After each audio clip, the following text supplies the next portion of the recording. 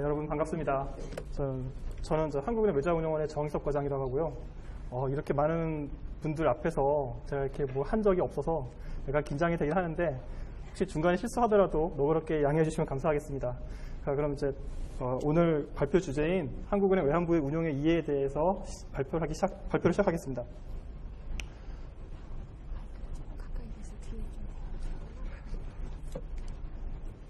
예, 오늘 제가 말씀드릴 것은 한국은행 외환부의 운용의 전반에 관한 것인데요. 크게 먼저 이제 외환부역이란 무엇인지에 대해서 간략히 설명을 드리고, 그 다음에 실제로 한국은행 외환부의 운용이 어떤 과정을 거쳐 이루어지는지를 운용 체계하고 리스크 관리 및 성과 평가 두 부분 나누어서 설명을 드리고요. 그리고 마지막으로 외환부의 운용과 관련된 최근 이슈들에 대해서 소개해 드리는 그런 시간을 갖도록 하겠습니다. 그럼 먼저 외환부역의 개념 및 현황부터 시작하도록 하겠습니다.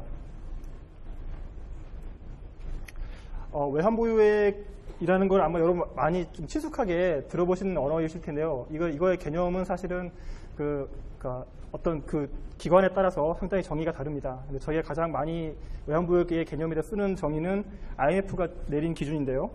IMF의 기준에 따르면 외환부역은 언제든 사용 가능하고 통화 당국이 통제 가능한 대외 자산이어야 합니다. 그래서 언제나 사용 가능하다라고 하는 것은 필요할 때 현금화하는 데 아무 제약이 없고, 그래서 시장에서 쉽게 사고 팔 수 있는 그런 자산이어야 한다는 뜻입니다. 따라서 우리가 흔히 생각할 수 있는 뭐 부동산이라든가 그 다음에 사모주식 같은 경우는 저희가 원할 때 바로 현금화할 수가 없기 때문에 그런 자산들은 외환부역이 될 수가 없고요. 두 번째로 통화당국이 통제 가능한 자산이어야 합니다. 통화당국이라 하는 것은 보통 이제 그 나라의 중앙은행하고 정부를 말하는 것인데요. 따라서 민간 기업, 그러니까 삼성전자라든가 시중은행이 보유하고 있는 외화는 그 자체도 우리나라에 있는 외환이긴 하지만 그것은 외환부역에 포함되지 않습니다. 그리고 마지막으로 대외자산이어야 합니다. 이 대외자산이라는 것은 뭐냐면 우리나라에 거주하고 있는 것이 아니라 그러니까 해외, 그러니까 비거주자에 대한 청구권이어야 하는 뜻인데요. 이렇게 생각하면 되겠습니다. 예를 들어서 수출입은행이나 삼성전자가 달러화 표시 채권을 발행을 합니다. 외화 채권이죠. 만약 그 외화 채권을 한국은행이 매입한다 그러면 그거는 외환부역이 될 수 있을까요? 이 경위에 따르면 그렇지 않다는 것입니다. 그러니까 그거는 그러니까 한국은행이 그걸 매입한다면 그거는 삼성전자라든가 수출입은행과 같은 국내 거주자에 대한 청구권이기 때문에 그 부분은 이제 대외자산이 되지 않고요. 따라서 외환부역에 포함되지 않습니다. 그리고 외환부역을 왜 보유하는가에 대해서 이제 생각해 볼 수 있겠는데요. 외환부역의 보유 목적은 크게 세 가지로 나눌 수 있겠습니다. 첫 번째는 대외지급 불균형 해소라는 부분인데요. 이 부분은 사실은 이제 실제로 금융위기라든가 외환위기가 발생되었을 때 그런 위기가 발생하게 되면 민간 기업이라든가 은행들은 외화 유동성이 없게 됩니다. 실질적으로. 그래서 누군가는 이제 이 민간 기업이나 은행이 필요로 하는 외화를 공급해 줘야 되는데요. 그럴 때 이제 최종적으로 외화 유동성을 공급하는 곳이 바로 이제 중앙은행, 우리나라는 이제 한국은행이 되겠고요. 그 공급하는 원천이 바로 이제 외환부역이 되겠습니다. 두 번째로 뭐냐면 평상시에 이제 외환시장에서 환율이 크게 급등락할 때 그것을 안정화시키는 이제 수단으로서 저희 외환부역이 활용될 수 있습니다. 이게 정상적인 시기에 외환시장 안정을 위한 시장 개입 용도로 쓰는 것이 또 외환부역이라고 볼 수 있겠고요. 그리고 마지막으로 외화자산은 또 그 자체가 또 하나의 국부입니다. 국가의 자산이고요. 따라서 그 국가의 자산을 안전하고 나름 있게 좀 일정 정도의 수익성이 확보될 수 있도록 운영하는 것 역시 외환부역 보유 목적이라고 할 수 있겠습니다. 이 그래프는 우리나라 외환부역의 변화 추이입니다. 보시면 여기 97년인데요. 아시다시피 97년에 우리나라가 아시아 외환위기를 겪었습니다. 당시에 외환부역이 굉장히 급격히 감소해가지고 97년 말에는 204억 달러 정도에 불과했었습니다. 실제로는 2097년 12월 초 같은 경우는 불과 40억 달러 정도밖에 안 됐었습니다. 굉장히 그러니까 외환부역이 거의 소진된 상태였고요. 이후에 보시면 외환부역이 굉장히 급격하게 빠르게 증가하는 걸 보실 수 있습니다. 이제 저희가 외환위기를 극복하는 과정에서 경상수지 흑자가 계속 발생을 했고요. 또 우리나라 경제가 좋아지는 것을 보고 해외 투자 자금들이 많이 유입이 되었습니다. 그러면서 그런 것들이 다 이제 외환부역으로 쌓였고요. 그래서 보시면 2001년에 처음 1,000억 달러를 넘어선 이후에 보시면 2005년에 다시 2,000억 달러를 넘어서는 식으로 이렇게 굉장히 빠른 속도로 외환부역이 증가하였습니다. 근데 보시면 다 증가하다가 2008년 말에 갑자기 외환부역이 좀 확 감소한 걸 보실 수가 있습니다. 이때는 아시다시피 여러분 이제 글로벌 금융위기를 이 당시에 있었고요. 글로벌 금융위기가 발생하면서 국내에서 이제 많은 외화 자금들이 유출되었습니다. 그래서 그 부분에 대해서 외환시장 안정을 위해서 외환 보유액이 사용되면서 외환 보유액이 일정 부분 감소한 것을 보실 수가 있겠습니다. 그렇지만 그 이후에 다시 또 빠르게 회복되면서요. 지금은 외환 보유액이 3,500억 달러를 넘어선 상태입니다.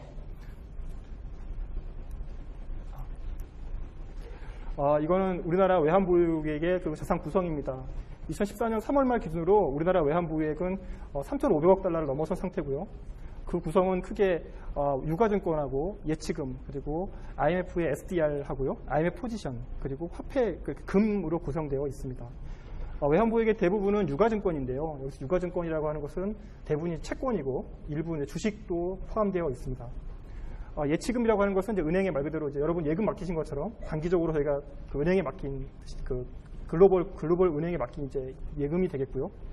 SDR이라고 하는 것은 이제 우리가 IMF에 대해서 IMF가 발행한 화폐라고 국제 화폐라고 보시면 되겠습니다. 그거를 이제 저희가 일부를 이제 이것도 없이 외환부로 인정되는 것이기 때문에 저희가 보유를 하고 있고요. IMF 포지션은 저희가 IMF에 대해서 이제 언제든지 그 국제 통화로 교환을 요구할 수 있는 포지션이 되겠습니다. 그 부분이 한 24억 달러 정도가 있고 마지막으로 한 48억 달러 정도의 금을 저희가 보유를 하고 있습니다.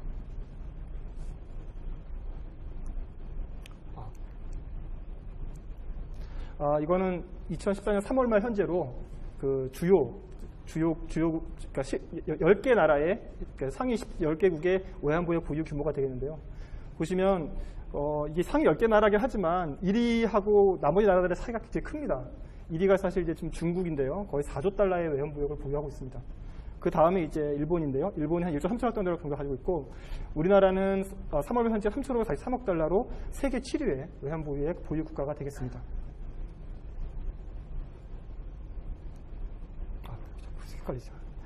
이건 전 세계 외환보유액 규모 추이입니다. 보시면 2000년 초입니다. 2000년 초만 해도 전 세계 외환보유액 규모가 2조 달러 정도 초반에 불과했는데 2013년으로 가면 이게 13조 2천억 달러까지 늘어나게 됩니다. 이거에는 부분적으로는 90년대 말에 발생했던 아까 말씀드린 아시아 외환위기가 상당한 영향을 주었고요. 그리고 또 하나가 이제 2000년대 들어서 중국이 이제 굉장히 빠른 성장을 하면서 중국의 외환보유액이 굉장히 빠르게 증가했습니다. 그렇게 하면서 전 세계 외환보유액이 이렇게 좀 빠르게 증가한 형태를 나타냈고요. 그래프를 보시면 아시겠지만 전 세계 외환보유액도 대체로 계속 증가하다가 08년에 좀 감소하는 걸 보실 수가 있습니다. 그러니까 글로벌 금융위기 때 외환보유액이 감소했던 건 사실 저희만의 문제는 아니라 그 전 세계 많은 나라들이 이 당시에 외화자금 유출을 겪었다는 것을 아실 수 있을 것입니다. 자, 그럼 이제 외환보유액의 개념과 현황편을 마치고요. 다음은 실제로 그 한국은행 외환보유액이 어떻게 운영되고 있는지를 설명을 드리도록 하겠습니다. 한국은행에서 외환보유액을 운용하는 조직은 외자운용원입니다. 외자운용원이라는 조직이고요. 외자운용원은 크게 투자운용부하고 외자기획부 그리고 운용지원부 그리고 준법감시 이렇게 네 곳으로 구성되어 있습니다. 투자운용부는 말 그대로 실제 이제 외화자산을 직접 운용하는 곳입니다. 그래서 보면 이제 투자운용부의 구성은 보면 운용전략팀, 전체적인 투자 전략을 수립하는 팀이 있고 그 외에는 이제 상품별로 정부채를 운용하는 정부채팀과 회사채팀 그리고 자산유동화채를 운용하는 자산유동화채팀과 그다음에 신흥시장팀이 있고요. 또 마지막으로 외환 거래를 FX 거래를 통해서 이게 그 수익을 추구하는 외환 운용팀이 있겠습니다. 그리고 저희는 투자운용부 내에 그 외에 그 해외 데스크를 또 두 군데를 운영을 하고 있습니다. 뉴욕 사무소하고 런던 사무소에서 직접 그 현지에서 거래를 통해 가지고 거래 비용을 절감하고 또 현지 금융시장 정보를 즉각적으로 입수해서 우리나라의 그 외환보유액 운용뿐만 아니라 우리나라 그러니까 정책 수립에 있어서 필요한 정보를 바로바로 입수할 수 있도록 지금 데스크도 두 군데를 운영을 하고 있고요. 그 다음으로 또 하나가 이제 외자기획부가 되겠습니다. 외자기획부는 외화자산 운용 계획을 수립하고 그리고 투자운용부의 운용 성과와 그리고 투자운용부가 운용하고 있는 운용에 따라서 발생하는 리스크를 관리하는 그러한 기능을 하고요. 또 하나는 뭐냐면 저희 직접 운용하는 것이 아니라 해외 그 자산 운용사에 돈을 맡겨서 이렇게 운용하는 부분도 있습니다. 그런 위탁자산 관리도 역시 이 외자기획부 우리 미드오피스에서 담당을 하고 있고요. 마지막으로 이제 운용지원부가 있는데요. 운용지원부는 그 투자운용부에서 거래를 실행하면 이게 거래를 실행하는 거는 이제 눈앞에 보이는 거고 그 뒤에서 또 이제 그 이게 자금 결제를 해야 됩니다. 그러니까 그래서 채권을 샀으면 그 채권의 그 산 매입 대금을 이제 상대방에 지급하고 또 저희가 채권을 팔았으면 또 매각 대금을 받아야 되는데요. 그러한 일련의 절차들이 EET 운용지원부에서 이루어지고 있습니다. 그리고 운용지원부에서는 또 외자산 운용에서 굉장히 중요한 부분이 이제 IT 시스템인데요. 그 IT 시스템을 관리하고 있는 것도 역시 운용지원부에서 담당하고 있습니다. 그리고 마지막으로 이러한 외화자산 운용에 있어서 전체적으로 이제 이러한 운용 절차가 내부적으로 정한 규정이라든가 그 다음에 어떤 그 리스크 지침에 따라서 적절히 이루어지고 있는지를 또 그 감시하는 그런 조직으로서 준법 감시인을 저희가 따로 두고 있습니다. 이건 일반적인 외환부의 운용 절차라고 할 수 있겠는데요. 사실은 이런 절차는 비단 외환부의 운용뿐만 아니라 일반적인 투자회사라든가 이런 데서는 다 비슷한 과정을 거친다고 보시면 되겠습니다. 맨 먼저는 일단 그 계획을 수립하고요. 이 계획에 따라서 실제로 아까 말씀드린 그 투자 운용부라든가 위탁관리팀에서 투자 운용을 합니다. 그리고 운용한 후에 아까 말했지만 운용지원부에서 이런 자금이나 증권 결제 그리고 회계 처리라든가 이런 대사 업무를 이 사후 관리가 이루어지고요. 또 이제 그 다음에는 그런 거 바탕으로 해서 리스크 관리 및 성과 평가가 이루어지고 그러한 리스크 관리 성과 평가를 바탕으로 해서 또다시 그 피드백을 하는 거죠. 피드백을 해서 운용 계획을 다시 수립을 하는 그런 일련의 그런 과정을 거쳐서 외환부의 운영이 이루어진다고 보시면 되겠습니다. 이건 이제 개략적인 이제 그 절차가 되었고요. 세부적인 내용으로 들어가겠습니다. 맨 먼저 운용 계획 부분입니다. 운용 계획은 사실 뭐 민간 운용사의 경우에도 굉장히 중요한 부분입니다만 저희 같은 경우는 특히 중요합니다. 저희는 사실은 운용 계획을 수립함에 있어서 많은 분들이 참여해서 결정을 하고요. 그 결정된 운용 계획이 실제 운용에 큰 영향을 미치고 있습니다. 저희 외환부의 국외 운용 계획 수립 과정은 먼저 그 외자운용원에서 연간 운용 계획과 관련된 어떤 제안서를 냅니다. 프로포저를 만드는 거죠. 프로포저를 만들면 두 군데의 심의를 거칩니다. 먼저 외화자산 운용자문위원회라는 곳에서 심의를 받고요. 리스크위원회의 심의를 받습니다. 외화자산 운용자문위원회는 외부 전문가분들로 구성이 되어 있습니다. 그래서 그 대학의 유명한 금융 부문의 교수님들하고 그다음에 자산운용사라든가 그리고 국내 연기금의 그 전문가분들이 오셔가지고 저희 투자 전략이라든가 시장 전망에 대해서 자문을 하시고요. 그 다음에는 이제 행내에서 그 주요 정책 부서들이 있습니다. 그러니까 외환부의 운용이 비단 한국은행에서 보면은 그냥 자산운용 그 측면에서 끝나는 것이 아니라 이게 그 한국은행 전체적인 어떤 그 한국은행 BS 자체가 대부분이 사실 외화자산입니다. 그래서 외화자산이기 때문에 그것이 그 은행 전체적인 뭐 그 수지라든가 그 다음에 정책 결정에 어느 정도 영향을 주게 되어 있습니다. 그래서 다른 부서들의 의견을 반영하기 위해서 리스크위원회에서 역시 또 연간 운용 계획을 또 심의를 하고요. 이렇게 해서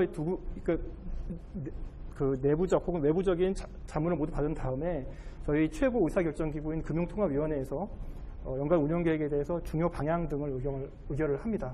그리고 금통 의결을 거쳐서 총재께서 최종적으로 그 연간 운용 계획을 결정하는 이런 과정을 거쳐서 운용 계획이 결정이 됩니다.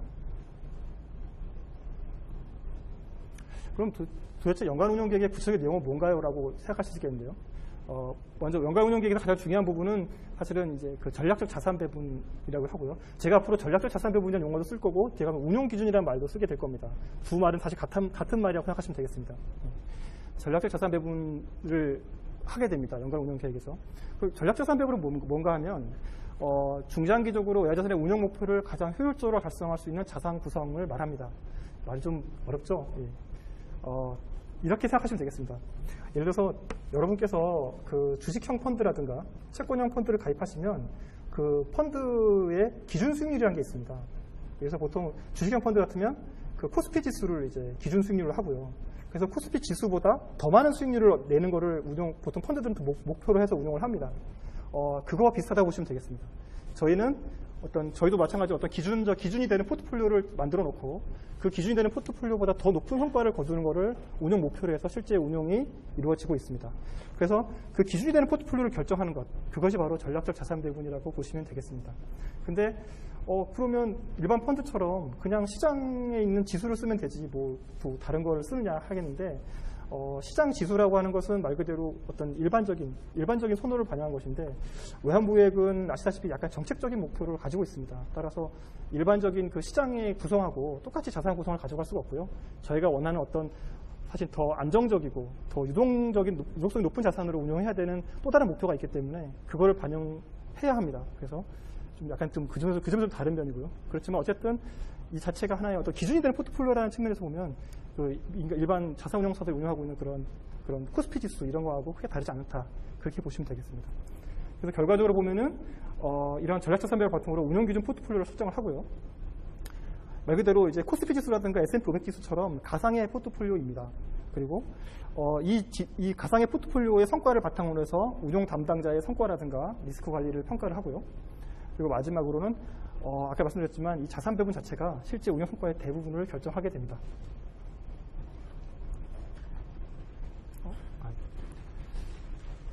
실무적으로 그러면 전략적 자산 배분이 어떻게 이루어지는가를 말씀을 드리겠습니다. 보시면 맨 먼저 운용 목표 및 제약 조건을 먼저 설정하게 됩니다. 이 부분이 먼저 이루어지게 되고요.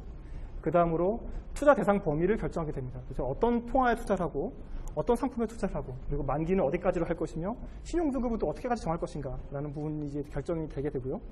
그 다음으로 이제 이 통화라든가 상품 만기별로 저희가 그 향후 예상되는 수익률을 추정을 합니다.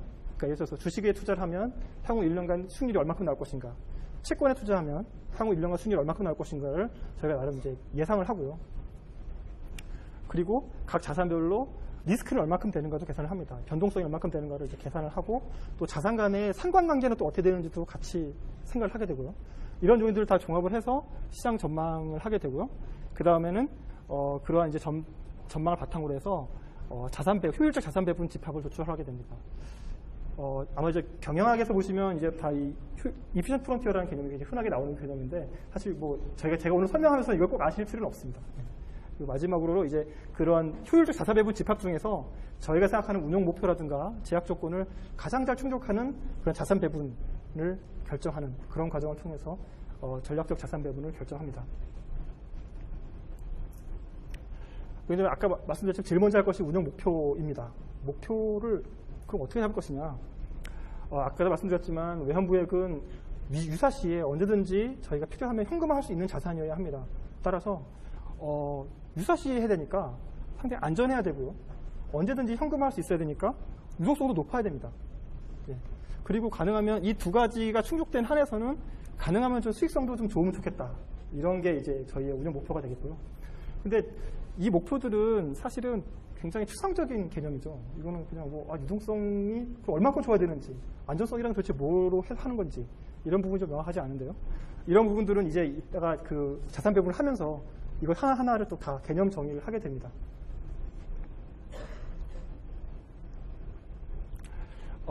저희가 자산 배분을 함에 있어서는 먼저 이렇게 그 자산을 좀 구분해서 운용하는 방법을 쓰고 있습니다.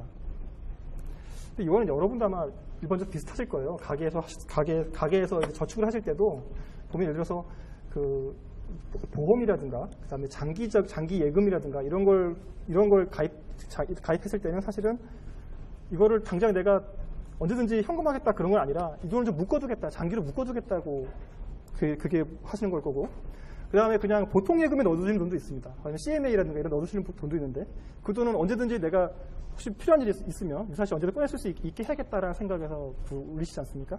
근데 저희도 마찬가지로 한 전체 외화자산의 한 3.1% 정도는 그날 일상적으로 발생하는 현금 흐름에 대응하기 위해서 지금 유동성 자산이라는 형태로 운영을 하고 있습니다. 그래서 이 부분은 바로바로 이제 좀 언제든지 들어오기도 하고 나가기도 하기 때문에 그 부분은 언제든지 바로바로 대응할 수 있도록 전부 $1화로 운영을 하고 있고요. 만기 1년 이하의 그 단기 국채하고 그 다음에 아주 만기 하루나 이틀짜리 그 은행 예치금으로 해서 운영을 하고 있습니다. 그리고 수익성 자산은 약간은 좀 역시 이 자산도 상당히 저희가 유동성과 안전성을 중시해서 굉장히 좀 유동성이 높은 자산으로 운영을 하고 있는데요. 그렇지만 약간은 좀 이거보다는 좀 길게 내다보고 운영을 하고 있습니다. 만기가 좀 더 긴 선진국의 그 중장기 채권으로 구성되어 있다라고 생각하시면 되겠습니다. 수익성 자산이 사실은 저희 전체 외화 자산의 한 80% 넘는 부분을 차지하고 있기 때문에 가장 주력이 되는 부분이라고 하시겠고요. 그리고 마지막으로 저희가 약간 이제 좀 투자 기법을 습득한다거나 그 약간 수익성을 좀 높이기 위해서 저희가 직접 운용하는 것이 아니라 해외 자산 운용사라든가 그리고 이따가 설명드리겠지만 한국투자공사에 저희가 맡겨서 운용하는 부분이 있습니다. 그 부분이 이제 위탁자산에 해당되겠는데요. 저희 전체 외자산의 한 15% 정도를 차지하고 있습니다.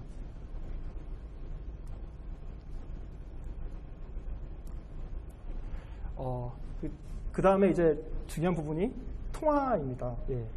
그 외화자산에 있어서 지금 이 부분은 약간 이제 그 처음에 목표하고 제약 조건이라고 말씀드렸지 않습니까? 지금 제약 조건에 해당되는 부분을 설명드리고 있는 겁니다. 통화인데요. 저희가 외환보유액의 통화 구성을 결정하는 부분에 있어서는 사실은 수익성만을 고려하지는 않습니다. 저희가 사실은 그래서 위기가 발생했을 때 사실 가장 많이 필요한 돈이 사실 US 달러이기 때문에 US 달러 비중을 항상 저희가 어느 정도 이상 가져가야 된다는 생각을 항상 마음속에 가지고 있는데요.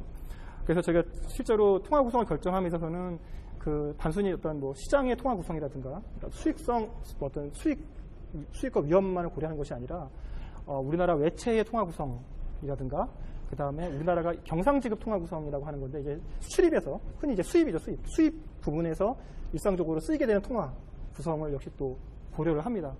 그리고 국제금융시장의 통화 구성, 이게 시장의 통화 구성이 되겠고요. 마지막으로 다른 나라 중앙은행들의 통화 구성도 함께 고려를 합니다. 예.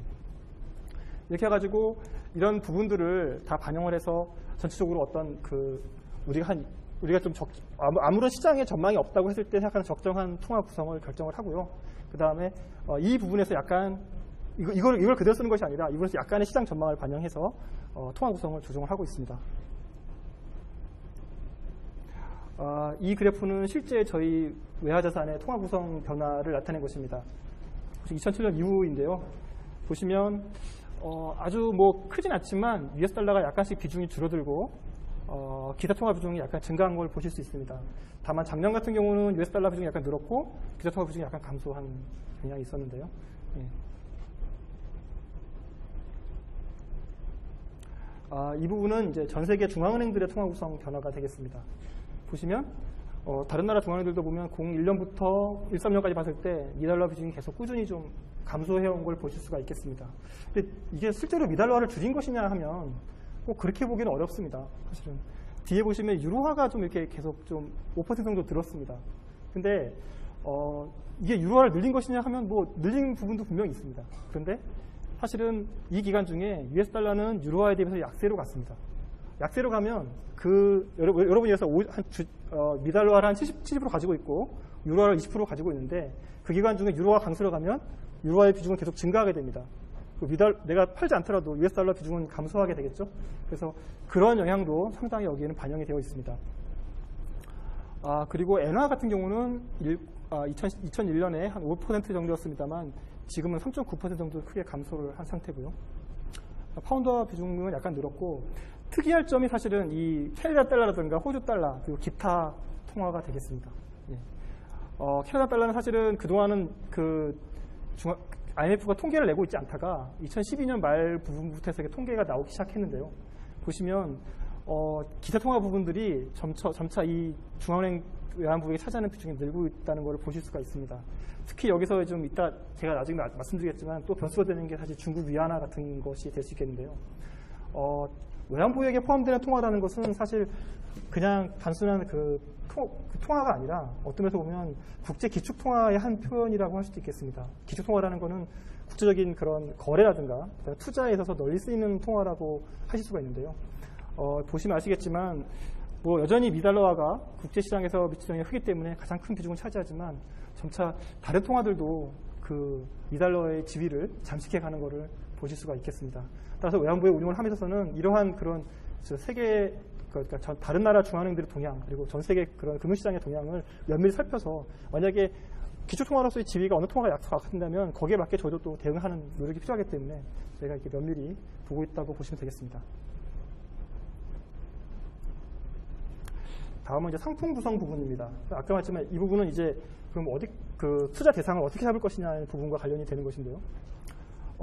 저희가 사실은 이 역사 부분인데 1984년에 그러니까 1982년까지는 저희는 주로 정부채만 투자를 했습니다. 그러니까 국채에만 투자를 했던 것이고요. 84년에 처음으로 미국 정보기관채에 대한 투자를 했었습니다. 그리고 99년에는 트리플 A 등급의 아주 우수한 금융채를 아주 일부를 투자하기 시작했고요.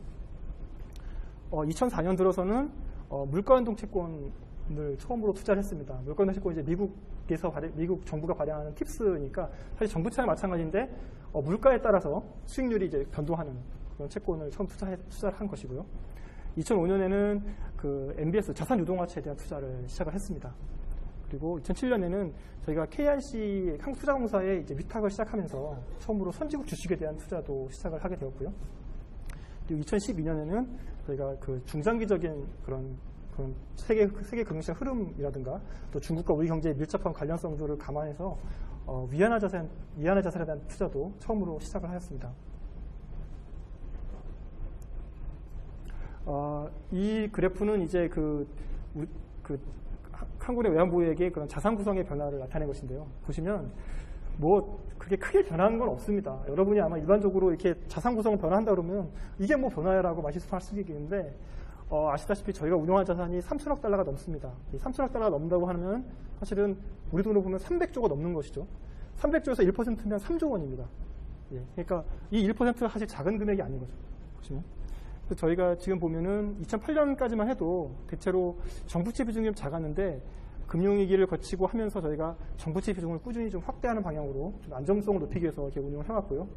그러면서도 한편으로 보면은 좀 금융위기 이후에 이게 채권 금리가 떨어지면서 상당히 지금 그 전체 외화 자산의 수익성이 좀 약화된 부분이 있습니다. 그래서 그 부분도 있고 또 중장기적인 투자 다변을 위해서 주식 비중을 아주 점진적으로 좀 확대해 나가고 있는 상황입니다. 그럼 이렇게 해서 아까 말씀드렸지만 운용 목표라든가 그 다음에 통화 구성, 그리고 상품 구성에 대해서 어느 정도 의사결정을 내리고 그 다음에 그런 이게 어디까지 어느 자산에 어떻게 투자할 것인가에 대해 결정하게 되면 그 다음에는 아까도 말씀드렸지만 각 자산에 대해서 전망을 하는 거죠. 각 자산별로 기대 수익률이 얼마큼 나올 것인가, 그리고 자산의 위험은 어떻게 되는가, 그리고 자산 간에는 어떤 관계를 갖는가라는 걸 분석을 해가지고 이렇게 해서 전망을 하고 상황을 추정한 다음에 자산 배분 모형을 이용해서 이렇게 그래프 보는 것 같이 이렇게 효율적 투자선이라는 것을 도출하게 됩니다. 이 그래프에 나타내는 점은 그 어떤 포트폴리오의 수익하고 위험만을 반영하고 있는 것이고요. 그 점 하나하나가 다 사실은 하나의 어떤 자산 구성입니다. 그 자산 구성 안에서 저희가 어떤 운용 목표라든가 제약 조건 등을 구성해서 그런 최적이 되는 자산 구성을 선택하게 되는 것인데요. 보시면 이제 A라는 점을 고를 수도 있고 B라는 점을 고를 수 있습니다. A라는 점은 위험은 좀 낮지만 수익도 같이 낮습니다. B라는 점은 위험은 A보다 높고요. 수익도 약간 높습니다. 따라서 각 시점에서 약간 더 위험을 더 높여도 되겠다 하는 시점에서는 B를 고르게 되겠고, 그게 아니라 저희가 좀 중장기 봤을 때 지금은 좀 안정적으로 가는 게 낫겠다 하면 이제 A를 고르게 되겠죠. 네, 이런 과정을 거쳐서 최적 자산 배분이 이루어진다고 보시면 되겠습니다. 여기까지가 이제 그 운용 계획, 그러니까 아까 말씀 전략적 자산 배분을 결정하는 과정이라고 할 수 있겠고요. 이렇게 되면은 아까 했지만 최적 자산 구성이 결정됩니다. 그러니까 US 달러 안에서 정부채를 몇 퍼센트 할 것이고 정부기관채를 몇 퍼센트, 유동화채를 얼마큼 하고 주식을 몇 퍼센트 할 것인가라는 것이 이런 자산 배분 과정을 거쳐서 이 매트릭스가 완성이 된다고 보시면 되겠습니다.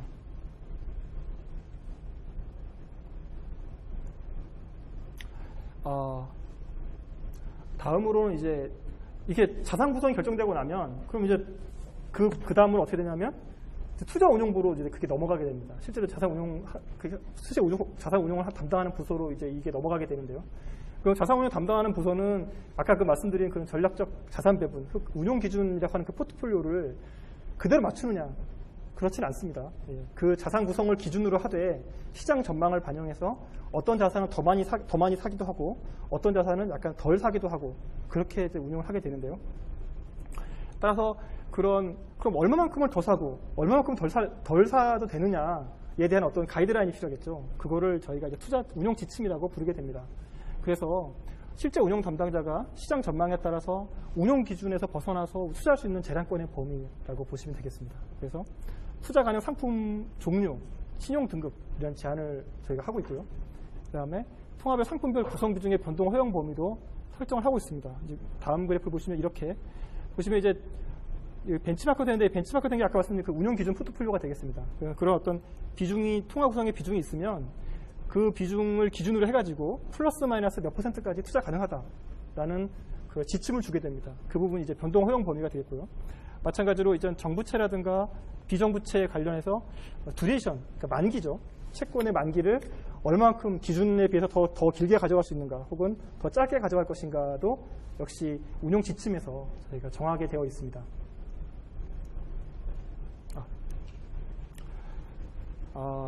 그래서 아까 말씀드렸지만 이제 그 운용 담당자는 주어진 운용 지침 내에서 이런 아까 말씀 운용 지침에서 부여한 재량권을 바탕으로 해가지고 운용 기준보다 높은 수익률을 얻는 것을 목표로 운용을 한다. 그렇게 보시면 되겠습니다.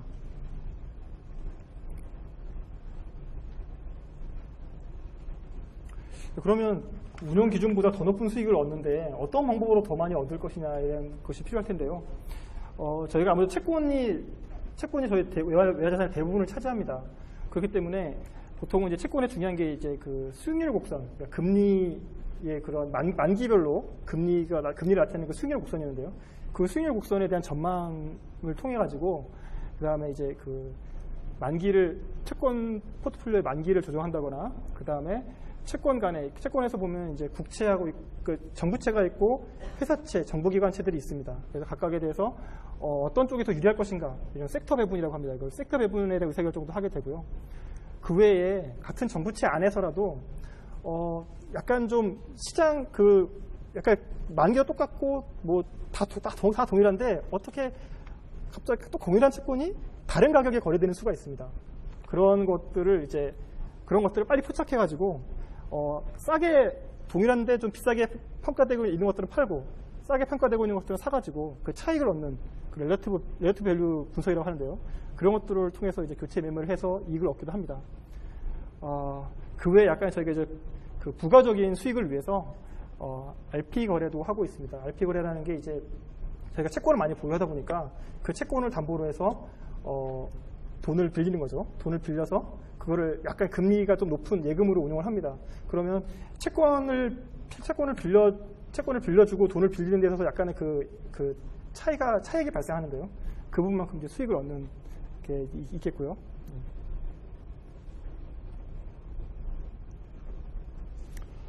이번 부분은 이제 운용 스타일에 관한 부분입니다. 아까도 말씀드렸지만 운용 기준이 주어지게 되면 운용 담당자는 두 가지 선택을 할 수 있습니다. 하나는 정말 제가 시장을 내가 정말 예상하는 능력이 너무 뛰어나서 내가 앞으로 금리가 오를 것 같다, 혹은 앞으로 주식이 정말 좋을 것 같다 라고 한다면 굳이 운용 기준 포트폴리오에 얽매일 필요가 없는 거죠. 주어진 재량권 안에서는 좀 더 공격적으로 운용을 할 수 있습니다. 그래서 주식이 좋을 것 같다면 주식 비중 더 늘리고, 그 다음에 그러니까 회사채가 좋을 것 같다 그러면 회사채 비중을 좀 늘려서 운용을 하게 하는데요. 그런 부분은 약간 이제 좀 적극적 운용에 해당된다고 보시면 되겠습니다. 그래서 이 적극적 운용은 하여간 가능한 그런 운용 지침에서 주어진 그런 재량권을 최대한 활용하는 전략이라고 보시면 되겠고요. 소극적 운용은 반대입니다. 소극적 운용은 약간은 좀 이렇게 시장을 전망했는데 대충 보면 50대 50으로 맞는 것 같다. 맞기도 하고 틀린데 50대 50이다. 그러면 사실은 괜히 거래 비용만 드는 거죠. 사고 팔았을 때. 그렇게 할 것이 아니라 시장에 딱 맞춰서, 그러니까 처음에 저희가 부여한 운용 기준 구성 포트폴리오가 있으면 그 포트폴리오하고 동일하게 실제 자산 포트폴리오를 구성하는 겁니다. 똑같이 운용하는 거죠. 그러면 초과 수익은 나지 않겠지만 적어도 초과 손실도 발생하지 않겠죠. 그러니까 이렇게 운용 기준하고 동일하게 운용하는 거 소극적 운용이라고 하고, 이렇게 운용 기준을 그런 운용 지침을 적극적으로 활용해서 좀 더 과감하게 벌려가지고 이제 수익을 추구하는 걸 적극적 운용이라고 할 수 있겠는데요. 저희 같은 경우는 어디에 가까울까요? 여러분 어떻게 보십니까? 한번 말씀해 주시죠. 큰 소리로. 말씀하셔도 돼요. 네, 저희는 이 중간 정도를 가고 있습니다. 중간 정도를 가고 있는데 저희가 그렇게 공격적으로 하지는 않고요. 저희는 상당히 좀 이렇게 아까도 말씀드렸지만 그 전략적 자산 배분이 상당히 중요하다는 부분은 따지고 보면 저희가 이렇게 공격적으로 할 수 없는 부분도 있기 때문에 자산 배분이 정해지면 그 부분이 수익의 많은 부분을 결정합니다. 그래서 저희 사실은 소극적 운영과 적극적 운영의 중간 부분이긴 합니다만 사실은 소극적 운영에 좀 더 가깝게 이렇게 자산을 운영하고 있다고 보시면 되겠습니다. 이거는 이제 약간 그 채권 투자 전략의 한 예시를 보여드리는 건데요. 보시죠. 이게 지금 현재의 그 수익률 곡선입니다. 수익률 곡선이라는 거는 그 채권의 만기하고 채권의 금리 수준이죠. 금리 수준을 같이 그래프로 도시한 것입니다. 보시면 이제 이게 현재 수익률 곡선인데 향후의 금리가 향후에는 수익률 곡선이 이렇게 변할 것 같다고 예상할 수도 있고요. 혹은 이렇게 변할 것 같다고 예상할 수도 있습니다. 먼저 이렇게 간다고 예상해보죠. 이렇게 내려간다고 예상하는 건데요. 이렇게 내려간다는 거는 보면 채권에서 단기 채권의 금리는 올라가고 장기 채권의 금리는 내려간다는 뜻이 되겠습니다. 여러분이 그렇게 전망하신다면 채권의 금리가 떨어진다는 것은 채권 가격이 오른다는 뜻이죠. 그죠? 예, 오른다는 뜻입니다. 그러니까 이때는 장기 채권을 사고 단기 채권을 파는 식으로 대응을 할 수 있겠죠. 예. 이거는 이제 그런 식이고요. 이제 반대로 이렇게 금리가 올라갑니다. 금리가 올라간다고 가정하는데 특히 장기 채권의 금리가 더 많이 올라간 경우라고 보실 수 있겠습니다. 이런 경우에는 장기 채권을 중심으로 해서 매도를 해서 금리가 올라가면 채권 값이 떨어지니까 일단은 매도를 해가지고 현금화를 시켰다가 금리가 오를 만큼 올랐을 때 다시 장기 채권을 매입하는 방식으로 해서 수익을 얻을 수 있을 것입니다. 예. 이러한 방법을 쓸 수가 있을 것이고요. 이 부분은 이제 순전히 이제 그 정부채의 수익률 곡선이 변화했을 때 쓸 수 있는 전략이라고 보시면 되겠고요. 두 번째 부분은 뭐냐면 이런 수익률 곡선은 별 변화가 없는데 정부채하고 아까 말씀드렸지만 회사채라든가 자산유동화채, 정부 기관채와 같이 정부채가 아닌 채권들이 있습니다. 그런 채권들은 사실 정부채보다는 조금 더 위험하기 때문에 시장에서는 금리를 더 줍니다. 우리가 그 부분을 스프레드라고 부릅니다. 그러니까 정부채 대비해서 좀 더 주는 부분을 스프레드라고 부르는데요. 이 스프레드가 줄어들 수도 있고 확대될 수도 있습니다. 스프레드가 줄어든다고 하는 것은 정부채 대비해서 비정부채의 상대적인 가격이 상승한다는 뜻입니다. 왜냐하면 스프레드가 줄어든다고 해서 금리가 떨어진 것과 똑같이 상대적인 가격이 오른다는 뜻이니까요. 그렇기 때문에 만약에 이 스프레드가 줄어들 것 같다고 예상되면 그때는 정부채를 팔고 정부기관채라든가 회사채 같은 것들을 매입을 해서 이익을 추구할 수 있을 것입니다. 반대로 이 스프레드가 더 확대될 것 같다라고 한다면 반대로 회사채라든가 정부기관채 등을 매도를 하고 정부채를 매입을 해서 역시 그런 손실을 줄여나가는 노력이 필요할 것입니다.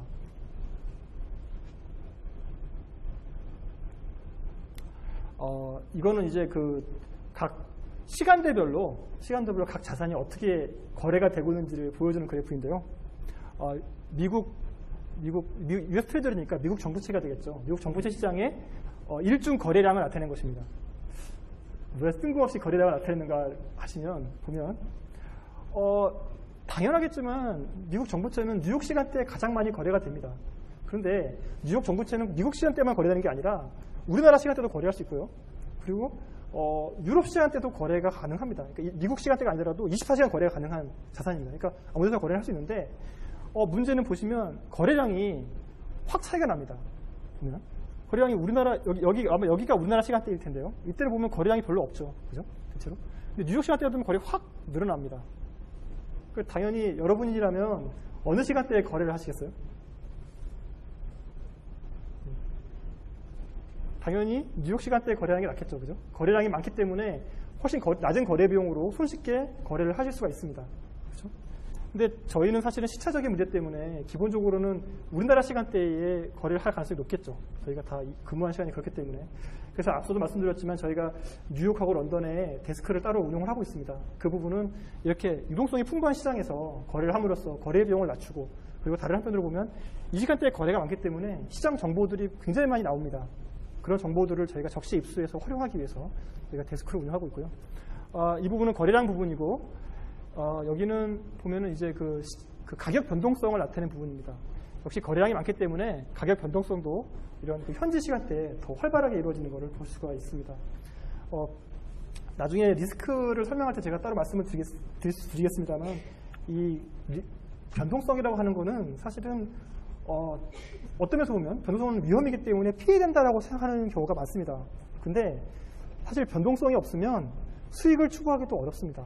결국 리스크라고 하는 우리가 흔히 말하는 그런 변동성 자체가 어떤 면에서 보면 그 자체가 위험이기도 하지만 다른 한편으로 보면 투자 기회이기도 합니다.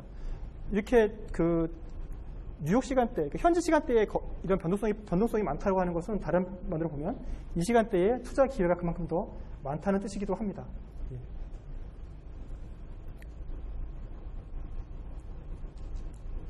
예. 여기는 이제 저희의 거래 상대방들을 나타낸 것인데요. 이름 많이 들어보셨을 것 같아요. 예, 골드만삭스라든가, 예, JP모건, 그리고 도이치뱅크라든가, 바클레이스 이런 곳들이 이제 저희와 주로 이제 거래를 하고 있고요. 예. 직접 저희가 이제 서울 쪽에 아예 그렇게 좀 그 사무소를 내 가지고 서울 쪽에서 직접 이렇게 저희하고 이제 컨택을 하는 곳도 있습니다만, 홍콩이라든가 뉴욕에만 이제 있기 때문에 그렇게 좀 해외에서 저희와 거래를 하는 곳도 있습니다. 아까 말씀드렸지만 이렇게 자산 운용이 이루어지고 나면 그 뒤에서 또 여러분들 오리가 물에서 막 이렇게 조용하게 가는 것 같지만 그 뒤에서 막 발이 움직이고 있는 것처럼, 저도 말씀드린 거래가 이루어지고 나면 그게 거래로 그냥 끝나는 것이 아니라 여기까지 가서 이제 그 투자 운용부, 그러니까 실제로 자산 운용하는 분들이 이제 거래를 하고 나면 그거를 이제 시스템에 입력을 합니다. 시스템에 입력을 하고 나면 그 부분이 이제 아까 말했지만 운용 지원부로 넘어가는데요. 입력한 거를 저희가 믿고서 상대방 돈을 보내주지 않습니다. 먼저 상대방이랑 다시 또 확인을 합니다. 상대방의 이런 결제 담당 부서가 따로 있겠죠. 거기 전화를 해서 이런 거래가 있는데 왜 맞느냐라고 먼저 1차 컨펌을 합니다. 확인이 되고 나면 맞다. 그러면은 이제 전문이라는 걸 작성을 합니다. 이제 그 스위프트라고 하는 그 시스템을 통해 가지고 제가 전문을 작성해서 이 전문을 저희 주결제은행이죠. 주결제은행에다가 보내게 됩니다. 주결제은행은 다른 한편으로 보면 증권보관기관이 있고 주결제은행이 있는데, 만약에 저희가 채권을 사는 입장이라고 한다면 상대방한테 돈을 보내줘야 되지 않습니까? 그렇다면 주결제은행에다가 어디에다가 돈을 보내라라고 지시를 내려야겠죠. 그렇죠? 그런 식이 될 거고, 반대로 저희가 채권을 파는 입장이 된다고 한다면, 그러면 저희가 증권 보관하는 기관이 있습니다. 거기다 역시 또 전문을 보내서 이 채권을 누구한테 넘겨라 라고 하게 됩니다. 예. 그러한 과정을 거치게 되고요. 그리고 이거는 이제 실제로 이제 자금 이체가 이루어지는 과정이라고 볼 수가 있겠고, 마지막으로 또 뭐냐면 회계 처리가 이루어지게 됩니다. 회계라는 건 말씀하셨듯이 이렇게 북키핑을 하는 거죠, 실제로. 예. 그래서 회계 처리를 하게 되고, 그리고 마지막에는 뭐냐면 이렇게 북키핑이 쌓이게 되면 그 장부에 나와 있는 금액이 나오지 않습니까? 그 금액하고 실제로 이 주결제 은행이라든가 증권보관기관이 보유하고 있는 그 금액이 맞는지를 또 확인하는 과정이 필요합니다. 2중, 3중의 그런 확인 과정을 거치게 되는 것이죠. 그래서 마지막으로 이렇게 해서 주결제 은행이나 증권보관기관이 보낸 우리가 그 내역 통장에 보니까 내역이 이렇다 하는 부분하고 저희 내부적인 장부에서 갖고 있는 부분하고 일치하는지를 또 확인하는, 그걸 대사라고 하는데요. 그 대사까지를 거치게 됩니다. 보시면 저희가 단순히 이 과정이 이게 보면 좀 복잡해 보이지만 이 모든 게 사실은 다 이런 그런 그 뒤에서 발생하는 일에서 리스크를 줄이기 위한 그런 과정들이라고 보시면 되겠습니다. 그리고 앞서 말씀드렸지만 저희가 외환보유 전부를 제가 직접 운영하는 것은 아니고요. 일부는 그 해외 유수한 자산 운용사에 맡겨서 운용을 하고 있습니다. 그래서 지금 1992년부터 저희가 위탁자산 운용을 하고 있고요.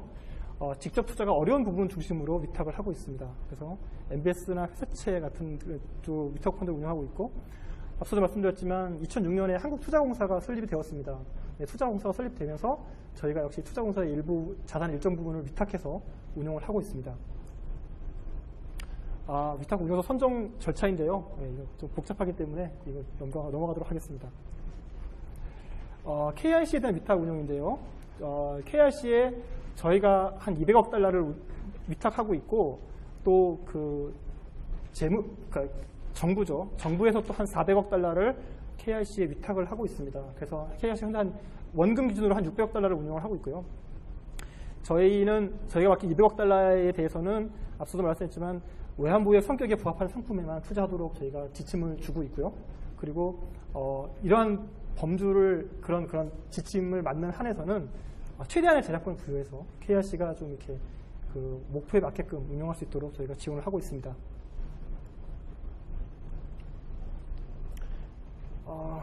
약간 빠른가요? 일단 첫 번째 세션은 여기서 마치는 걸로 하고요. 예, 한 10분 정도 쉬었다가 두 번째 들어가도록 하겠습니다. 예. 그럼 이제 그 두 번째 세션으로서 저희가 앞서 말씀드렸지만 저희가 한 게 외환보유 운용 목표하고 그런 계획을 어떻게 세우는지를 먼저 말씀드렸고, 실제 자산 운용이 어떻게 이루어지고 있는지를 설명을 드렸고요. 마지막으로는 그런 자산 운용이 이루어지고 나서 뒤에 후선 처리, 그러니까 자금 결제라든가 회계 처리 같은 것들이 어떤 과정을 통해서 이루어지는지를 설명을 드렸습니다. 이번에는 그 이제 마지막 과정이죠. 그러니까 그렇게 모든 투자 운영이 이루어지고 나면 리스크 관리라든가 성과 평가가 어떻게 이루어지고 있는지를 설명을 드리겠습니다. 앞서 제가 잠깐 말씀드렸습니다만 이제 리스크 관리를 설명드리기 전에 이제 리스크의 개념에 대해서 먼저 말씀을 드리려고 하는데요. 리스크의 개념은 이제 미래의 불확실성으로 인해서 불리한 결과, 예를 들면 손실이죠. 손실이 발생하거나 미래의 현금 흐름이 변동할 가능성을 저희가 리스크라고 부릅니다. 리스크는 사실 일반적인 시각에서는 이게 좀 피했으면 좋겠다. 리스크는 가능하면 없었으면 좋겠다. 라는 걸로 많이 생각을 하시는데요. 사실은 리스크는 다른 한편으로 보면 상당히 좀 저희가 받아들이기 싫은 것이기도 하지만 다른 한편으로 보면 리스크가 있기 때문에 저희가 또 거기서 수익을 얻을 수 있는 원천이 발생하기도 합니다. 제가 한 가지 간단한 예를 말씀드려 볼게요. 여러분 만약에 이제 국채가 있는데 국채의 그런 금리가 0%예요. 국채에서 금리를 하나도 안 줍니다. 그런 경우하고 그 다음에 삼성전자 주식이 한 반토막이 났어요. 반토막이 난 그런 경우를 한번 상상해 보자는 말씀이죠. 국채는 가장 안전한 자산입니다. 그렇죠? 근데 그 국채가 금리를 한 푼도 안 주는 상황을 한번 생각을 해보시고, 다른 한편으로 보면 삼성전자 주식이 반토막이 난 상황을 한번 생각을 해보십시오. 그러면 반토막이 난 삼성전자를 주식을 가진 사람들은 상당히 지금 뭐 울상이겠지만, 만약에 내가 현금을 갖고 있는 사람인데 삼성전자의 어떤 벌어들이는 그런 부분은 전혀 변화가 없는 상황인 거예요. 그러니까 계속 몇 조씩을 벌고 있는데 주식이 갑자기 반토막이 난 상황이고, 국채는 앞으로 뭐 경기가 그렇게 나쁜 것도 아닌데 갑자기 금리가 막 떨어지면서 거의 제로 수준까지 왔다고 생각을 해보자는 말씀인 거죠. 여러분, 두 자산 중에 어디가 더 안전한가요? 손을 들어서 평가를 해볼까요? 국채가 그래도 더 안전하다. 손 들어보세요. 국채가 그래도 더 안전하다. 삼성전자 주식이 안전하다. 내려보시고요. 예. 정말 맞습니다. 사실 이게 참 어려운 질문인데, 국채가 0% 정도가 아니라 마이너스까지 내려간 적이 있었습니다. 독일에서, 그러니까 유럽 재정위기가 한참일 때 실제로 독일하고 스위스 국채가 마이너스 금리로 간 적이 있어요. 마이너스 금리가 어떤 의미인지 아십니까? 마이너스 금리로 가면 내가 100을 원금을 맡기면 만기에 100을 받는 게 아니라 99만 받는 그런 걸 생각하시면 됩니다. 아니, 채권을 사서 100을 맡겨놓고 99만 받는 걸 왜 사죠? 왜 살까요? 그냥 은행에 맡기면 되는데. 그렇죠? 왜 그럴까요? 혹시 아시는 분 있으신가요? 왜 국채 금리가 마이너스로 갔을지 한번 생각이 되시는 분 한번 손들어 보시겠어요?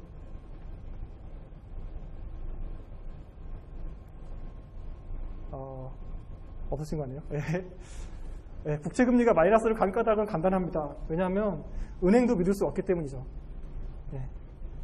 여러분 상상이 안 되실 거예요. 여러분 한 1,000만 원을, 1억을 맡겼는데 은행이 망해가지고 원금을 못 돌려주는 경우를 상상하기는 쉽지 않지 않습니까? 근데 해외의 좀 거대한 자산 운용사들 혹은 연기금들은 1억이 아니라 10억 달러, 100억 달러를 이렇게 굴리는 사람들입니다. 그런 사람들 입장에서 보면 은행에다 10억, 100억을 맡겼는데 은행이 망하면 이 사람들 예금자 보호를 받을 수가 없어요. 100억 달러를 맡겼으니까. 우리가 예금자 보호를 받을 수 있는 게 많아요. 우리나라 돈은 5천만 원이니까 달러로 치면 5만 달러 정도 됩니다. 근데 그러니 10억, 100억 달러를 은행에 맡겨서 은행이 파산하면 대부분을 잃어버리게 되는 것이죠. 근데 국채라고 하는 것은 국가가 망하지 않는 이상은 그 국채의 원리금은 그건 보장이 되지 않습니까? 그러니까 만기에 내가 조금 손해를 보더라도 그게 더 안전하다고 생각한다면 국채를 투자할 수도 있는 겁니다. 그러니까 아까 말씀드렸지만 제로 금리로 간다거나 혹은 마이너스 금리로 가는 게 사실 현실에서 전혀 불가능한 상황은 아닙니다. 발생할 수 있는 것이고요. 삼성전자가 반토막 나는 거는 여러분도 실제로 보셨죠, 그죠? 그런 일은 발생할 수 있습니다. 그런데 제가 이런 극단적인 예를 드린 이유는 뭐냐면, 만약에 삼성전자가 정말 반토막이 났는데 실제로 삼성전자 수익에는 아무 변화가 없는데 반토막이 났고 시장 상황은 정상적인데 금리가 거의 제로로 가거나 마이너스 갔다 한다면 경우에 따라서는 그 국채를 사는 게 훨씬 위험한 선택이 될 수도 있습니다. 왜냐하면 제로로 샀는데 시장 금리가 오르게 되면 그 사이에 채권 가격이 극히 떨어지게 되거든요. 채권 가격이 만약에 해서 10년 만기 채권을 샀는데 채권 가격이 금리가 1%가 올라갔다. 그러면 그 채권은 거의 뭐 그 1% 올라가면 한 8, 9%가 손실이 납니다. 즉각적으로. 손실이 나야 보거든요. 채권에서 8, 9% 손실이 난다는 경우를 상상하기는 쉽지 않습니다. 하지만 만약에 제로 금리로 갔다면 그 채권이 1%나 2%로 올라가는 건 어렵지 않은 일이고요. 그렇게 되면 짧은 기간에 8, 9%, 경우 따라서는 20% 가까운 손실이 발생할 수 있습니다. 그러니까 제가 좀 약간 극단적인 예를 드렸는데, 근데 이제 반면에 삼성전자의 수익성에 별 변화가 없다면 반토막이 난 삼성전자 주가를 산다면 내려갈 확률은 사실 별로 크지 않죠. 반토막이 난 상태에서 더 내려갈 확률은 크지 않은데 오히려 올라갈 가능성은 더 큰 겁니다. 결국은 보면 아까 이제 정규 분포라는 걸 분포를 한번 생각해 보시죠. 분포를 생각해 봐서 평균보다 그 가격대가 훨씬 더 음의 쪽으로 많이 내려가 있는 상태라고 한다면 사실 그거보다 더 밑으로 내려갈 확률은 높지 않은 거죠. 그죠? 그보다 올라갈 확률은 훨씬 높은 겁니다. 반대로 아까 말했지만 그 국채 같은 경우는 국채가 제로까지 갔다면 분포 상황에서 본다면 오른쪽 거의 끝까지 가 있는 거죠. 그렇다면 그 가격이 그 자산이 값이 더 오를 가능성은 별로 없고 값이 내려갈 확률은 더 높은 겁니다. 그러니까 어떤 면에서 보면 이렇게 좀 시장이 크게 변동한다고 하는 것은 굉장히 공포스러운 상황이긴 합니다만 다른 한편으로 보면 저걸 활용할 수 있는 기회이기도 한 것이죠. 이렇게 리스크라고 하는 것은 우리가 피하고 싶은 상대 그것이기도 하지만 다른 한편으로 보면 수익을 올리기 위해서 적극적으로 활용해야 될 자원이기도 하다라는 걸 말씀드립니다. 리스크의 종류로는 크게 시장 리스크와 신용 리스크, 유동성 리스크와 운영 리스크로 나눠집니다. 저희는 이 네 가지를 모두 관리를 하고 있는데요. 시장 리스크라는 것은 말 그대로 금리라든가 주가, 환율 등 시장 요인의 변동에 따라서 자산 가치가 변동될 가능성입니다. 이렇게 변동하게 되는데요. 그래서 이렇게 금리, 주가, 환율도 시장 요인에 따라서 자산 가치가 변할 수 있기 때문에 저희가 앞서도 말씀드렸지만 운용기준 포트폴리오로부터 변동할 수 있는 범위를 제한을 해놓고 있습니다. 예를 들어서 미달러화, 저희가 기준 포트폴리오를 미달러화를 60% 가져가고 나머지 통화 40%로 가져가게 했는데 미달러화는 플러스 마이너스 10% 안에서 운영할 수 있고 다른 통화들은 역시 또 그럼 플러스 마이너스 10%를 운영할 수 있겠죠. 그렇게 된다고 하면은 그 범위 내에서 운영하니까 만약에 미달러화가 너무 강세로 가거나 기타 통화가 너무 약세로 가더라도 저희가 그 범위 내에서만 손실이 발생하고 그 이상의 손실이 발생하지 않겠죠. 그렇죠? 이렇게 투자 가능한 어떤 범위를 정해서 관리하기도 하고 다른 한편으로 보면 이제 바라는 걸 통해서 관리를 하기도 합니다. 바라는 부분을 설명을 드릴게요. 분포입니다. 똑같이 분포, 이게 일반적인 수익률 분포인데 보시면 여기에 평균이죠, 그죠? 평균에서 이렇게 밑으로 내려갑니다. 내려가서 보면은 여기가 한 하위 5% 정도 해당되는 점이죠, 그죠? 하위 5%에 해당되는 부분입니다. 이 하위 5%에 해당되는 부분을 흔히 말하는 95% 바라고 부릅니다. 95% 바고요. 이 바가 일정 수준 이상이 안 되게끔, 일정 수준 이하가 안 되게끔 관리를 저희가 좀 하고 있습니다. 그 부분 이제 바에 의한 관리라고 하겠고요. 그리고 리스크 버지팅이라는 걸 실수하고 있는데 좀 개념이 좀 특이하긴 합니다만 리스크 한도를 특정 부문에 다 쏟아붓지 않고 자산 운용 부문에 따라서 리스크 한도를 적절히 배분하고 있는 거라고 보시면 되겠습니다. 그래서 정부채 부문에서 정부채 운용하는 부서에서 운용하는 팀에서 쓸 수 있는 리스크 한도와 그 다음에 그 회사채 팀에서 운용할 수 있는 리스크 한도 그리고 FX 팀에서 운용할 수 있는 리스크 한도를 따로 정해가지고 그 한도 내에서만 운용하도록 이렇게 한도를 이렇게 배분하고 있습니다. 리스크 버지팅이고요. 그리고 마지막으로가 이제 스트레스 테스트를 또 실습을 하고 있습니다. 지금 보시면 이 정규분포라고 하는 것은 사실은 정상적인 상황을 가정한 것입니다. 보시면 이 그래프에서 나타나는 상황들 대부분은 다 정상적인 상황입니다. 근데 이 끄트머리에 있는 상황들이 발생을 합니다. 사실은. 예를 들어서 이런 경우를 상상해 보시죠. 금융위기 당시에 글로벌 주식의 평균 그 이전까지 평균 수익률이 어느 정도였냐면 연평균 한 8% 정도 되었습니다. 8% 정도가 됐고 그리고 그 주식시장의 변동성이 한 연평균 한 10 내지 11% 정도 됐습니다. 10 내지 11% 되는 거거든요. 그러면 이런 생각을 해보는 거죠. 기대 수익률이 8%인데 그러면 한 그 주식시장에서 내가 손실이 한 마이너스 1%가 날 확률은 사실 뭐 있을 수 있죠, 그죠? 변동성이 평균을 중심으로 해서 플러스 마이너스 한 10%도 되니까 마이너스 손실이 발생할 수 있는 겁니다. 마이너스 1% 사이에서는. 손실이 한 마이너스 10% 정도 발생하는 거는 뭐 드물긴 하지만 있었어요. 그죠? 1년에 10% 주식에서 손실할 수 있죠. 그죠? 그런데 1년에 주식에서 40% 손실이 날 확률은 정말 거의 없다고 봐야죠. 그 분포에서 보면. 그죠? 평균이 8%고 이게 여기 원 표준 편차가 한 마이너스 10%니까 그러면 한 마이너스 2% 정도가 한 원 스탠다드 디비에이션 정도가 되는 거죠. 그래서 또 원 스탠다드 디비에이션을 더 들어가면은 또 마이너스 10% 더해지니까 마이너스 12%쯤 됩니다. 그죠? 그 원 스탠다드 디비에이션이 더 들어가면은 그때는 한 거의 97.5% 정도의 상황을 커버하는 건데 마이너스 40%에 해당되는 수준은 정말 이쪽에서 아주 끝쪽에 있는 거죠. 그죠? 근데 금융위기 때는 실제로 그런 일이 벌어졌습니다. 그렇죠? 그리고 우리나라에서는 외환위기 때도 그런 일이 벌어졌었죠. 우리나라에서는 한 97년에 그런 일이 있었고요. 97년, 98년에 있었고 2008년에 있었습니다. 10년 동안 2번이 발생한 거예요. 10년에 2번 발생한 경우면 20% 확률이지 않습니까? 그렇죠? 10년에 2번 발생했으니까 20% 확률이죠. 그러면 굉장히 큰 확률이지 않습니까? 근데 그런 일이 이런 정상적인 분포를 가정해서는 나오지가 않는 것이죠. 예. 그래서 그런 상황에 대해서도 대비를 해야겠다 해서 스트레스 테스트라는 걸 실시를 합니다. 비정상적인 상황에 대비하는 그런 시뮬레이션이죠. 그래서 만약에 지금 당장 금융위기가 터지면 우리 자산에서 손실이 얼마 정도 발생할 것인가, 그리고 지금 당장 아시아 외환위기 같은 일들이 벌어지면 우리 자산에서 손실이 얼마쯤 날 것인가라는 것을 테스트를 해서 그런 극단적인 위 상황에서도 외화 자산이 일정 정도 이상의 안정성을 가져야겠다라는 거를 이제 점검을 하는 것이죠.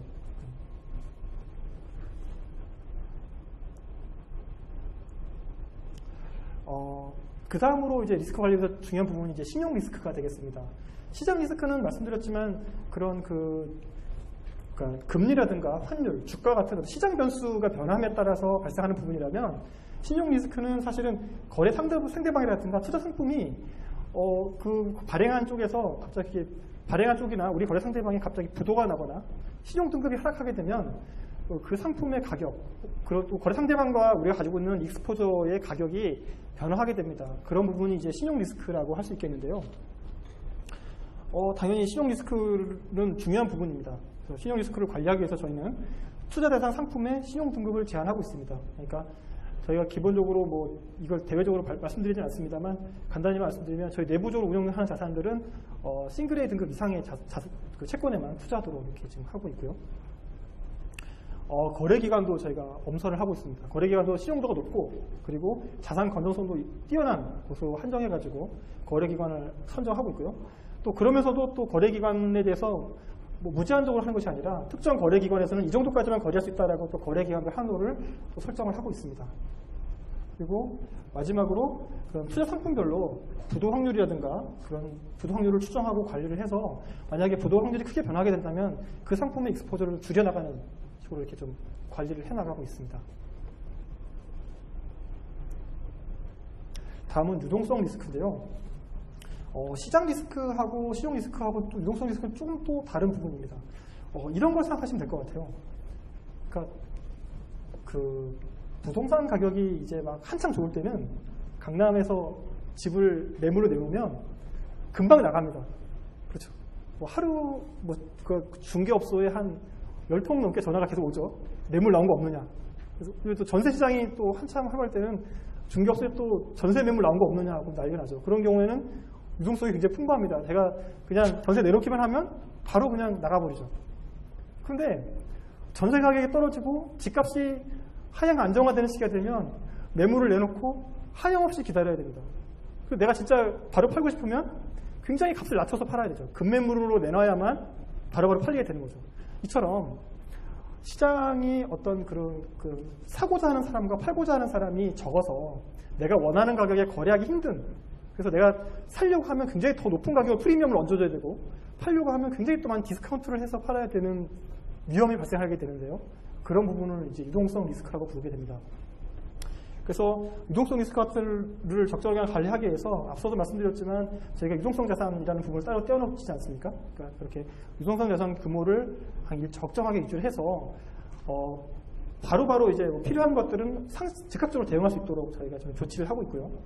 다른 한편으로 보면은 자산 구성에 있어서 정부채와 같은 이런 고유동성 자산, 정부채가 아무래도 좀 거래 물량도 많고 신용도도 우수하기 때문에 매물로 내놓으면은 사실은 이제 그 거래 비용도 크게 들이지 않고 바로바로 매각할 수 있습니다. 그래서 저희가 외환무역에 있어서 수익성은 다소 낮지만 정부채 비중을 상당히 높게 가져간 이유도 사실 이런 유동성 위험분을 적정하게 관리하기 위해서 관리하고 있는 것이고요. 그리고 다른 한편으로 보면 단순히 이렇게 좀 유동성 자산 규모를 관리하는 것뿐만 아니라 현재 우리 외화 자산의 유동화 정도가 어느 정도 되는가, 그러니까 이 외화 자산을 전부 다 팔려면은 비용이 어느 정도 드는가, 그리고 전부 다 팔려면 기간이 얼마나 걸리는가, 이런 것들을 저희가 딱 계속 이런 측정해가지고 이것을 투자 의사결정에 반영을 하고 있습니다. 이런 식으로 저희가 좀 반영을 하고 있고요. 사실 유동성 위험이라는 게 여러분에게 약간 생소한 개념일 수도 있기 때문에 약간 그래프로 좀 설명을 드리려고 하는데요. 여기 보시면 이게 이제 매매 호가입니다. 이게 비드 프라이스하고 에스크 프라이스인데요. 에스크 프라이스는 아시다시피 이건 매도 호가죠, 그죠? 비드 프라이스는 매입 호가입니다. 당연히 이 호가를 제시하는 측에서는 파는 가격은 더 높게 부르고 사는 가격은 더 낮게 부르겠죠, 그죠? 이 차이가, 그러니까 비드 가격과 에스크 가격 차이가 작으면 작을수록 더 유동성이 높은 자산이라고 할 수 있겠습니다. 그렇죠? 훨씬 더 이 두 개 가격 차이 적으니까 우리는 그거를 이제 거래 비용 부분이라고 부르고요. 이게 타이트니스라고도 부릅니다. 예.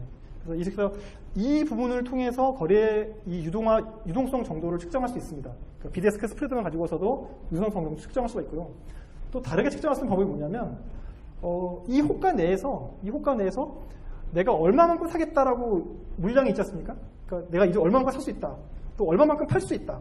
매입 매도 물량이 또 나옵니다. 이 매입 매도 물량이 많으면 역시 이 호가 내에서는 굉장히 많은 물량을 사고 팔 수 있기 때문에 그 자산은 굉장히 유동성이 높다라고 판단할 수 있는 것이죠.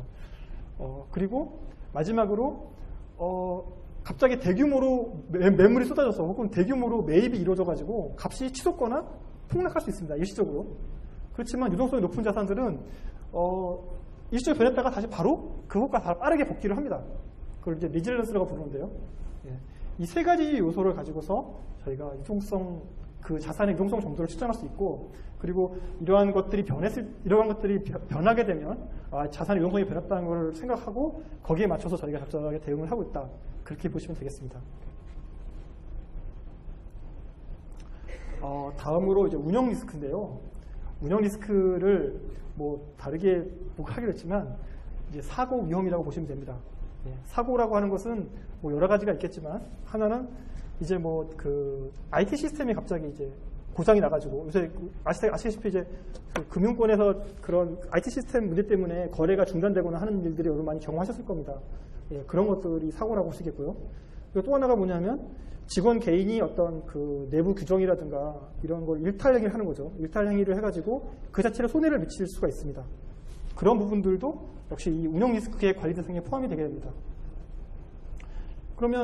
그래서 이제 사실 과거에는 운영 리스크 부분은 그냥 조직 내의 감사실이라든가 이런 쪽에서 관리를 하면 된다라는 인식이 많았는데, 이 자산운용 부분은 사실은 거의 실시간으로 돈이 오가는 것이기 때문에 감사실에서 이렇게 1년에 몇 번 와가지고 할 수 있는 부분이 아니다. 그래서 운용 조직 내부에서 그 운용 프로세스라든가 운용 인력 그리고 운용 IT 시스템들을 계속 상시적으로 관리하는 체계가 되어야 한다라는 게 인식이 이제 지금 모든 금융사에 보편적으로 되어 있고, 사실은 저희도 마찬가지로 그렇게 운영 리스크를 관리를 하고 있습니다.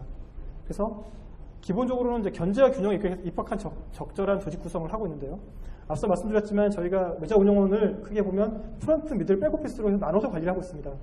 그게 왜냐하면 이제 서로 약간 견제하면서 균형도 하면서 여러 사람이 봐야 되는 거죠. 여러 사람이 봐야 되고, 아까 보셨지만 그 결제 과정에서도 2중, 3중으로 저희가 확인을 하고 있는 이유도 마찬가지로 그런 금융사고를 예방하기 위한 거라 볼 수 있겠고요.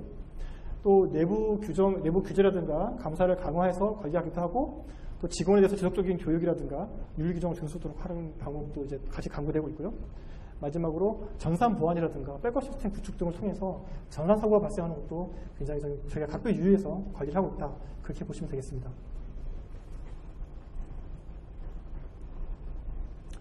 성과 평가 부분인데요.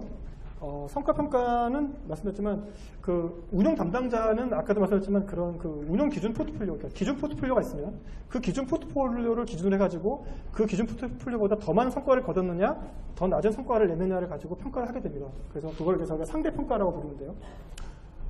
그렇지만 저희가 이제 그냥 그런 상대 수익률뿐만 아니라 절대 수익률, 그러니까 운영 기준과 관계없이 절대적으로 수익이 얼마큼 나오느냐에 대해서도 같이 좀 모니터링을 잘 하고 있습니다.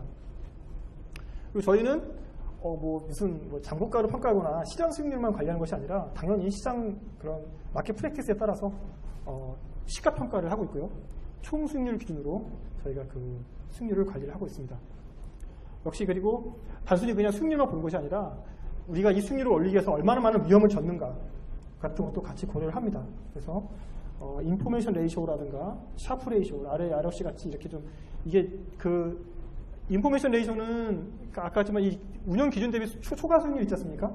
이 초과 수익률을 그 초과 수익률의 변동성으로 나눈 거라고 보시면 되겠습니다. 그러니까 그러한 초과 수익을 얻기 위해서 얼마만큼의 변동성을 젓는가라는 계산한 걸 보시면 되고요. 샤프 레이쇼는 상대 수익률이 아니라 절대 수익률로 계산했다고 보시면 됩니다. 그래서 절대 수익률을 무위험 수익률로 절대 수익률에서 무위험 수익률을 뺀 다음에 그거를 절대적인 수익률 변동성 나눈 값으로 보시면 되겠습니다. 하고 있고, 그리고 마지막으로는 그냥 이렇게 성과만 책정한 것이 아니라 도대체 이 성과가 어떤 전략을 통해서 어떤 요인으로 발생했는가도 같이 성과 요인 분해를 통해서 살펴보고 있습니다. 그래서 만약 그 성과가 듀레이션 전략, 커브 전략, 혹은 상품별 비중 조정, 그리고 채권 간의 어떤 상대가치 분석에 의한 것이다라는 것들을 다 분석을 해내서 한편으로 보면은 운용 담당자들의 성과를 평가할 때 반영을 하는 것이고요. 다른 한편으로 보면 우리에게 강점 있는 전략이 무엇인가라는 걸 평가를 해서 우리가 강점 있는 전략, 우리가 더 잘하는 쪽에 더 많은 리스크 한도를 부여하고 우리가 좀 잘 못하는, 우리가 어차피 해봤는데 별로 좀 안 되는 부분은 오히려 좀 리스크 한도를 줄여서 전적으로 운용의 효율성을 높이는 그런 수단으로 저희가 활용을 하고 있습니다. 여기까지가 이제 그 외환보유 운용 리스크 관리라든가 성과평가와 관련된 부분이고요. 다음으로는 외환보유 운용 관련된 최근 이슈에 대해서 몇 가지만 간단히 말씀을 드리도록 하겠습니다. 먼저 이제 주식 운용인데요. 외환보유 주식을 운용한다고 하는 거를 혹시 아셨던 분 계신가요? 그래서 나는 처음부터 외환보유에서 주식을 운용하는 걸 알고 있었다. 손 들어보시겠어요? 아무도 없었어요? 다들 놀라셨겠네. 예, 저희가 외환보유고로 주식을 운용하고 있습니다. 예, 근데 저희가 그 외환보유 주식을 운용하게 된 것은 사실은 저희 내부적인 결정, 저희가 직접 하고 있는 것은 아니고요. 2007년에 KIC가 설립되면서, 한국 수정부가 설립되면서 저희가 KIC에 170억 달러 정도의 자금을 위탁을 하게 되어 있습니다. 근데 KIC는 자산의 상당 부분을 주식으로 운영하고 있습니다. 그러니까 저희가 KIC에 위탁을 했지만 그 자산의 상당 부분이 이제 위탁 자산의 상당 부분이 주식에 운용되면서 저희가 주식을 시작하게 된 것이고요. 2010년부터는 저희가 그 KIC뿐만 아니라 일반 위탁을 통해서도 주식에 투자를 하고 있습니다. 그래서 전체로 보면은 2007년에 한 1.3% 정도 주식에 투자되었는데요. 지금은 한 6.1% 정도까지 주식 비중이 늘어나 있는 상태입니다. 아주 점진적으로 저희가 주식 비중을 늘려왔고요. 주식은 위험한데 그거를 외환보유기라는 데서 운영하면 되겠느냐, 이런 생각을 하실 수 있을 것 같아서 제가 주식이 어떤 효과를 갖는지를 간단히 설명을 드리겠습니다. 저희가 사실은 주식을 왜 하느냐 그러면 저희가 그동안 보면 외환보유액을 계속 채권 위주로만 이제 운용을 해왔습니다. 채권이라든가 예치금 위주로 운용을 해왔는데요.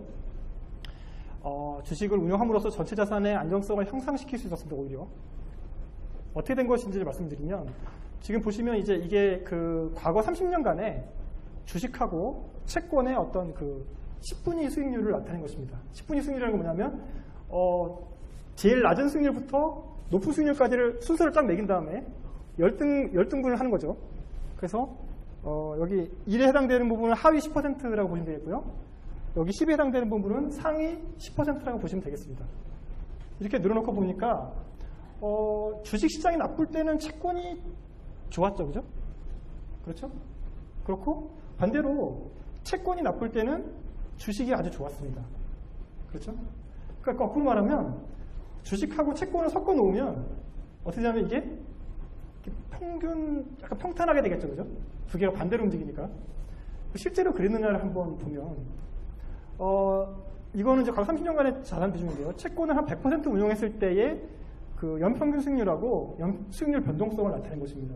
보시면 채권만으로 운영했더니 연평균 수익률이 한 6.27% 정도 나왔습니다.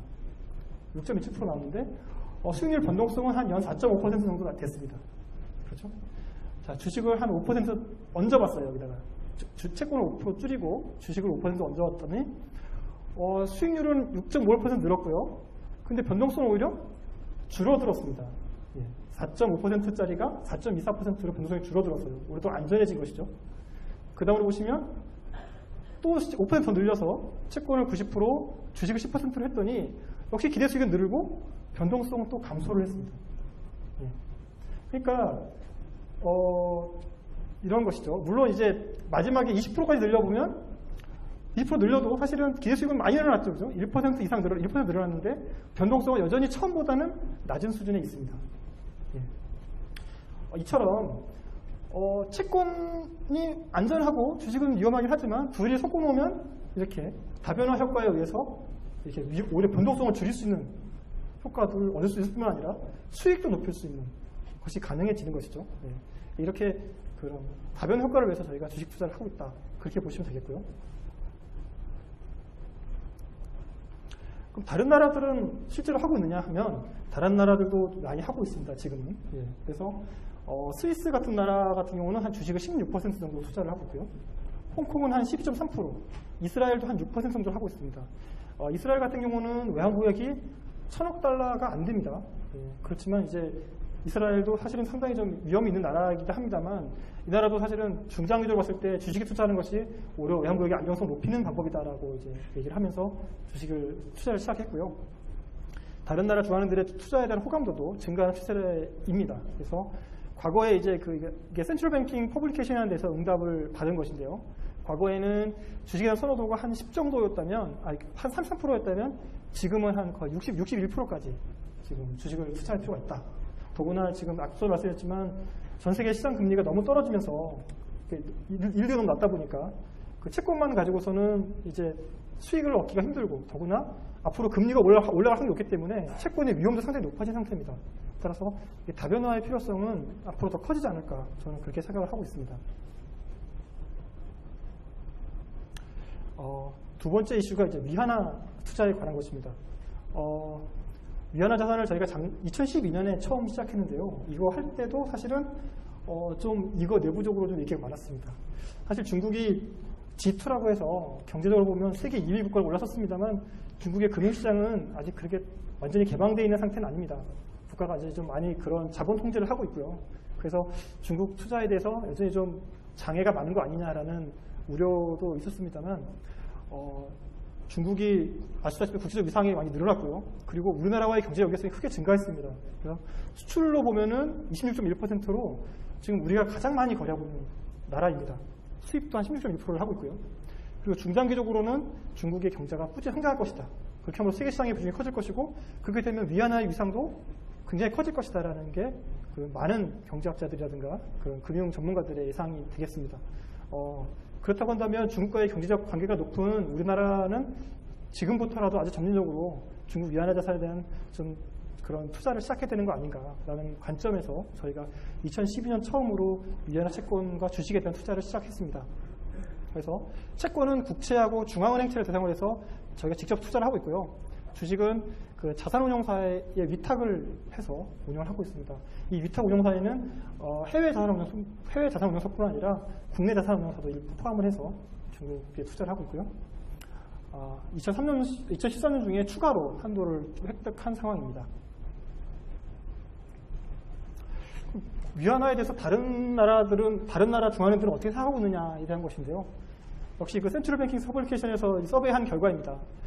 보시면 앞서 보겠지만 아마 호주 달러라든가 캐나다 달러들은 이미 많은 중앙은행들이 투자를 하고 있는 선진국 통화입니다.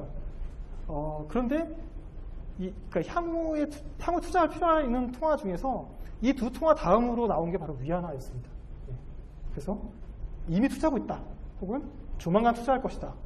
50년 내 투자할 것이다 라고 하는 이 응답 비율에서 보면은 위안화가 그 노르웨이라든가 스웨덴 그리고 덴마크 크로네라든가 그 다음에 뉴질랜드 달러보다 더 선호도가 높은 걸로 나타났습니다. 이거 역시 많은 나라들이 중국의 향후 위상이 올라갈 것이다. 그래서 그 국제 그 국제 통화로서 위안화의 위상도 올라갈 가능성이 높다라는 것으로 판단하는 근거가 될 수 있겠습니다. 이건 실제 그 외국 중앙은행들의 중국 투자 현황이 되겠는데요.